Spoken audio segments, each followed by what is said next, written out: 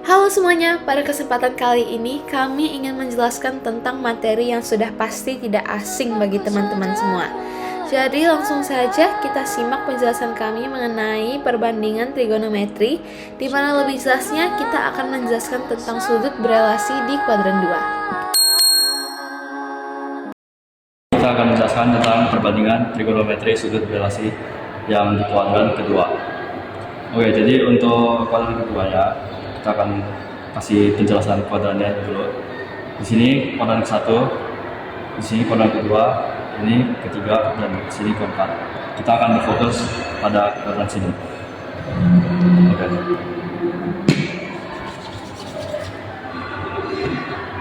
Jadi saya akan gambar grafiknya dulu, ya bisa menceritakan. Memiliki tiga sisi, itu adalah adjacent, opposite, dan hypotenuse. Jadi sekarang kita akan ngomong tentang sin atau saya lupa ini juga ada dia punya angle atau sudut. Jadi kita akan mencari sin alpha, yaitu sama dengan O H. Oke, jadi di sini O kan kita mau cari opposite, berarti Y ya.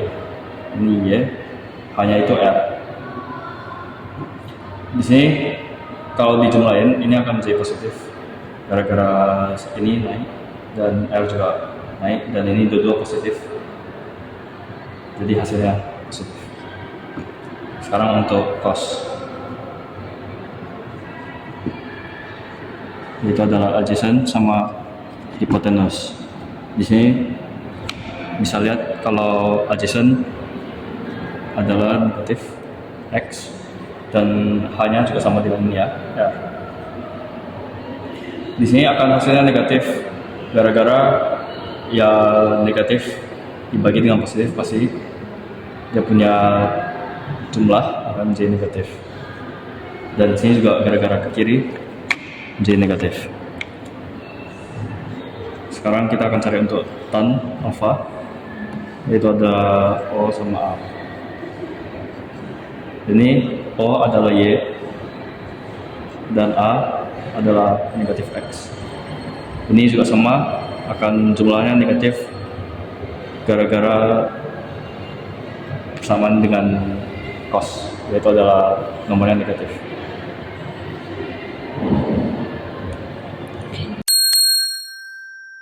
Ini adalah rumus nilai bulat. Ini kuadran 2.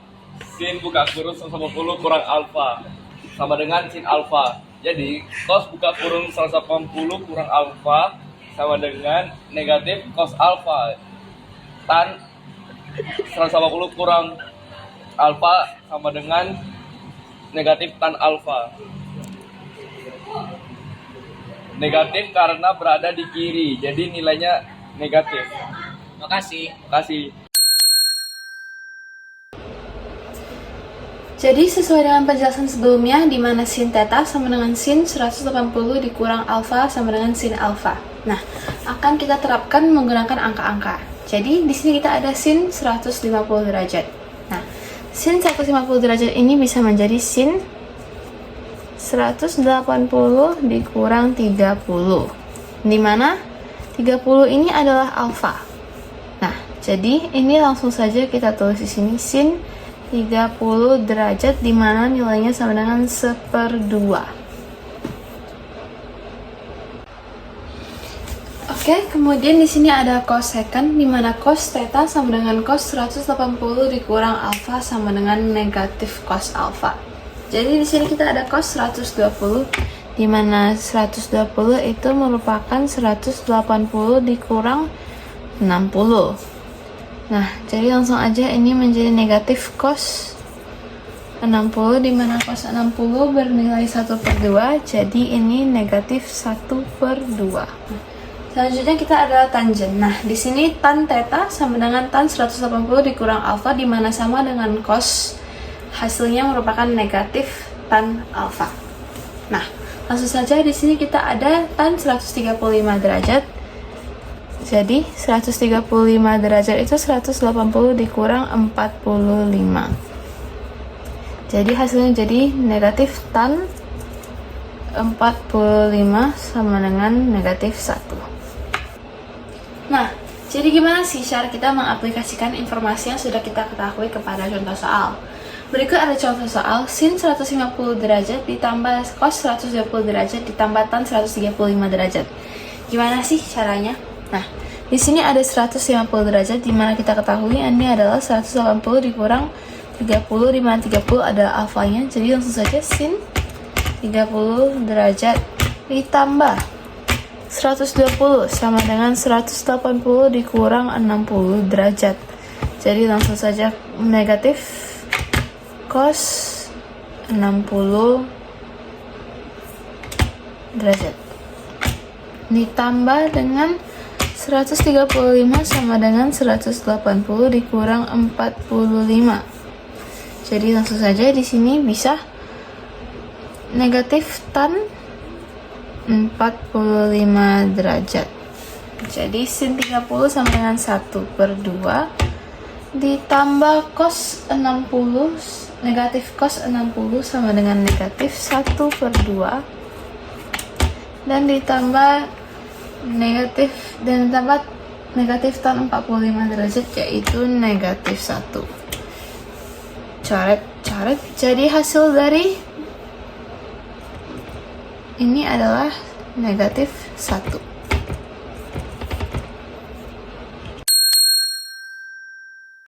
Jadi pertanyaan ke-6 itu cos 150 itu berapa? Jadi cos 150 itu kita cari cos dalam kurung 180 kurang 150 itu sama dengan 30, jadinya kurang 30 kasih derajat, jadi sama dengan negatif cos 30 derajat. Berarti negatif sama dengan negatif 1/2 akar 3. Jadi pertanyaan ke-7, tan 135 derajat. Ke-8, jadi pertanyaan ke-8 itu ditanyain sin 135 derajat dikurang cos 150 derajat tambah sekan 120 derajat itu berapa? Oke. Jadi kita masukin rumusnya dulu satu persatu ya.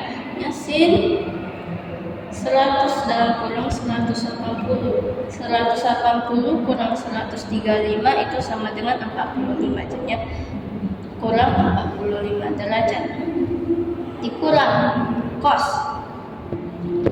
150 kurang 180 kurang 150 itu sama dengan 30, jadinya kurang 30. Nah, tambah sekan dalam kurung 180 kurang 120 itu adalah 60 derajat. Oke, jadinya kita masukin sin 45 derajat kurang cos 30 derajat tambah sekan 60 derajat. Nah, kita harus ingat nih, sekan itu artinya 1/cos. Jadi pas kita masukin sin, itu 1/cos ya teman-teman. Jadi sin 45 derajat itu sama dengan 1/2 akar 2 kurang. Nah, ingat nih, kalau kita ada di kuadran kedua, dia pasti nilainya negatif. Jadinya kita taruh dalam kurung negatif 1/2 akar 3. Nah, tutup kurung tambah. Nah, kan ini kan ada cos nih teman-teman, berarti otomatis harus negatif dong. Ini negatif 1. Nah, cos 60 itu berapa? Cos 60 itu 1/2. Nah, kita hitung nih. Jadi 1/2 akar 2 kurang 1/2 akar 3 tambah negatif 2. Nah, kita masukin, ini kan bilangannya sama, jadinya kita tulis saja akar 2 kurang akar 3 per 2 tambah negatif 2 per 1. Nah, untuk supaya lebih gampang, kita gabungin aja. Jadinya ini menjadi negatif 4 per 2. Jadi akar 2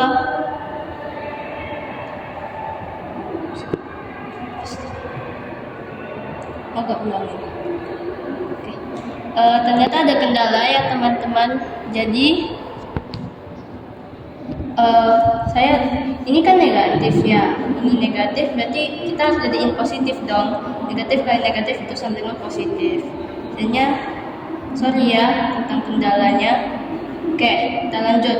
Akar 2 tambah akar 2 akar 2 tambah akar 3 per 2 tambah 2 per 1 sama dengan akar 2 tambah akar 3 kurang 4 per 2. Jadi jawabannya kayak gini ya. Nah, sekarang kita lanjut ke pertanyaan terakhir, yaitu pertanyaan ke-9 nih. Jadi pertanyaan ke-9 itu ditanya, katan itu 135 derajat dikurang kosek sama dengan dalam kurung 150 derajat.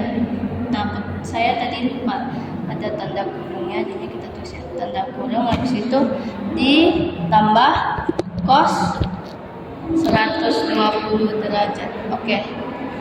Cara kerjanya itu gimana? Pertama itu kita masukin rumusnya dulu. Oke. Jadi katan dalam kurung 180 kurang 135 itu sama dengan 45. Nah, dikurang kosek. Nah, 180 kurang 150 itu 30. Ditambah cos 180 kurang 120 itu sama dengan 60.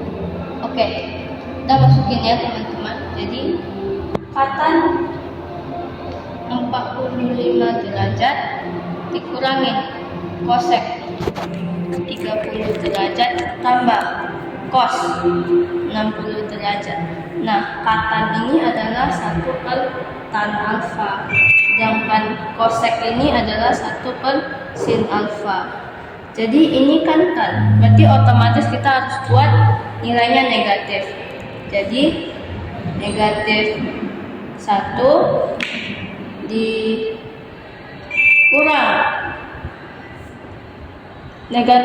sin 30 itu artinya 1 per 1 per 2. Oh ya, saya lupa karena ini kan ada 1, jadi kita tulis 1 saja. Negatif 1 per 1 dikurang 1 per 1/2 tambah dalam kurung ini kan cos, berarti otomatis harus negatif 1/2. Jadi sama dengan negatif 1 kurang 2 kurang 1/2. Nah, kita simplify, kita buatkan jadi negatif 2 kurang 4 kurang 1/2. Jadi sama dengan negatif 7/2.